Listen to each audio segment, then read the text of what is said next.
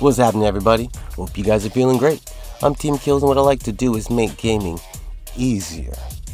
So, in my opinion, I don't think this next build should be allowed. I've been having a lot of fun with it. Technically, it's a skill-based thing. Technically, not that much. If I can do it, it can be done without much difficulty. So, the Tiberon, or Tiberon Prime, doesn't matter, the Prime's better. This weapon comes with a special mod called Critical Precision. On burst mode only, headshots increase critical chance up to 500%. Now if you get one bullet in the face, it's going to go up a little bit. If you get all 3 bullets in the face, it's going to go up a lot of bit. It is not a time-based buff. It won't go down. You can take as long as you want to build it up. It will only drop if you completely miss your entire burst, like all 3 bullets.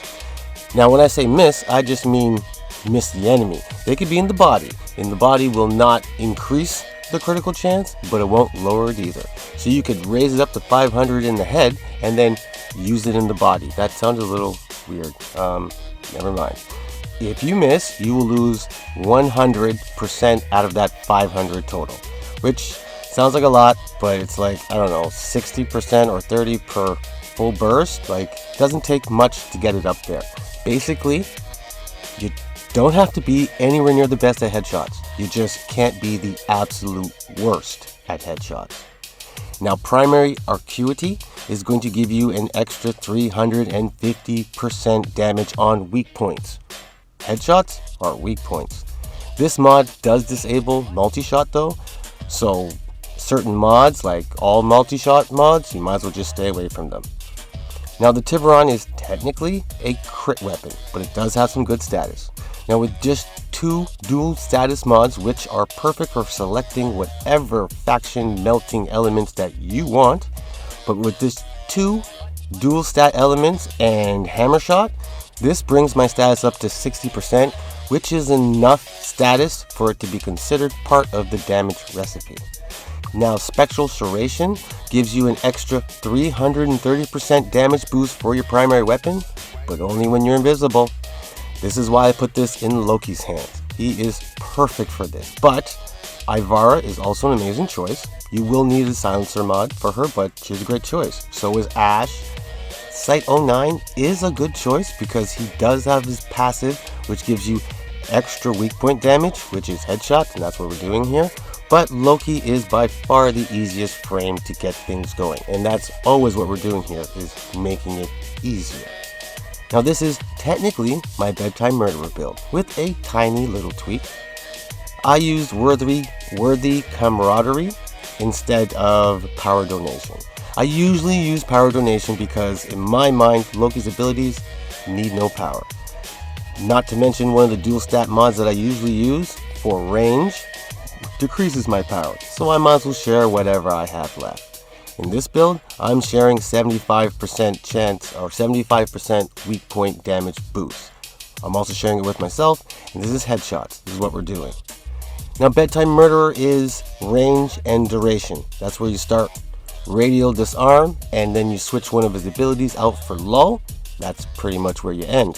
Radial disarm will make the enemies drop their weapons, and they pull out sticks and knives, batons. The Moas have to run over and kick you. It's freaking hilarious. But while they're running towards you, you can just aim down the headline and increase your critical chance bonus. Low just makes the enemies go to sleep. They actually bend their heads down and say, hey, shoot me right here in the head top. It's perfect for raising your critical damage up, critical chance up to 500%. But since you're invisible, you don't need any power, no one's going to shoot at you, what you could do is use irritating disarm. This syndicate mod turns radial disarm and adds a little bit of, well, it adds a 100% chance of radiation. So now they're confused, and instead of running at you, they're going to group up and run at each other and start kicking and hitting each other with the batons. You can still shoot head level into the pack, and that'll work great. And of course, you can use Lull Syndicate mod, Endless Lullaby. This makes it so any enemy that's fallen asleep, when you give them a finisher kill, is going to recast Lull. It will refresh the timer on anyone who is asleep but you haven't touched yet. It will But anyone who comes down the hallway and walks into the new cast, they will fall asleep as well. And it does it for no energy cost. Plus, as you may have noticed, you don't actually have to do a finisher kill to have this lull ability recast. You just need to finish them. 3 bullets or bullets in the face, that'll finish them. You could actually run around with a rocket launcher and just keep putting people to sleep with explosions. That's a completely different build that I'll probably touch on in a very short video later. But for this build, the lull recast is one of the best and easiest ways to get up to that 500% and keep it there. Now, Arcane Crepuscular is going to give you an extra 30% ability strength, which doesn't really matter. You get it when you're invisible, and this is Loki, you're always invisible. But it's also going to give you a 3 times final critical multiplier on your damage. That's what matters. I also chose Arcane Rise just because on reload it gives me a 60% chance that I'm going to get a 150 damage boost on my primary weapon. Plus an Arcane Revive. But Arcane Primary Deadhead is going to do a lot more for me. This, in my mind, is the perfect Arcane for this weapon. It will give me a 120% damage boost, which will stack to 360%, plus an extra 30% headshot multiplier damage, plus 50% recoil. This is perfect. Arcane Frostbite is another good choice. It will stack with your damage or critical multiplier, but because of primary arcuity, you won't get the multi-shot. So it's like half an arcane. That's why I say Primary Deadhead is the best for this. Now for my major element, I chose gas. You could choose whatever faction melting elements that you want, but I stick with gas because gas makes 3-meter gas clouds and it just kills people that are in that area. Now, my pet, which once again, doesn't matter which pet you pick, just make sure you have Contagious Bond on that pet. So, if that pet kills somebody who's being affected by my gas clouds, there's a 50% chance it's going to spread that gas cloud for 9 meters. Now, this is not to be confused with Vicious Bond. It is good that it takes an extra 15% armor off, but it won't really work with this build because that spreads status effects that are done by abilities. This is being done by your weapon. Now, don't forget Tenacious Bond. That one will bring your pet back to life. If it's dead, it should be invisible with Loki, but it will bring your pet back to life with headshots, which is what we're doing. But most importantly, it will give you an extra 1.2 final critical damage multiplier, which goes with your Arcane Crepuscular. That gives you 3, so you get 4.2 extra critical damage multiplier on top of everything that you're doing. Now, at the top of this video, I said this shouldn't be allowed. The real title of this video is this shouldn't fucking work. The actual damage on this is laughable. I have been doing no tricks. This has been steel path footage. I've been doing no bullshit at all.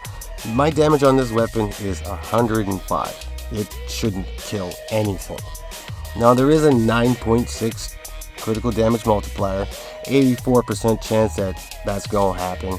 I do have a 60% status chance for whatever element that I've picked, which is gas, but it's mainly because of critical precision and its 500% boost. Spectral Serration and its 330% boost. Primary Arcuity and its 350% boost. Plus Primary's Deadhead stacked 360% boost. Not to forget, Worthy Camaraderie's 75% boost. I'm running out of air. And your final critical multiplier boost. I'm sure I'm forgetting a boost somewhere, but somehow this ends up being a steel path gun for no goddamn reason at all. This shouldn't work. This shouldn't work the way it does, especially if you decide to swap out the dual status mods, like you don't care about status, and you just want to do some more damage. You're going to get a lot more damage. I just wanted Poisonous Clouds. That's what I wanted. As always, you can do what you wanted. Copy it, tweak it, throw it away, get inspired, do whatever the hell you want.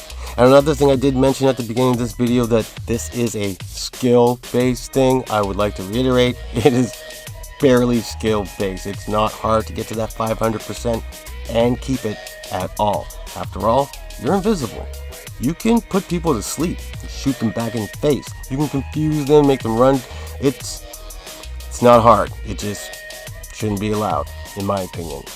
Now, on that note, I hope this has helped. I hope you join the team of killers. Become a killer of teams. Let me know what you're thinking in the comments. It's one of the ways we can talk. Make sure you keep it easy in life. And remember, just keep gaming.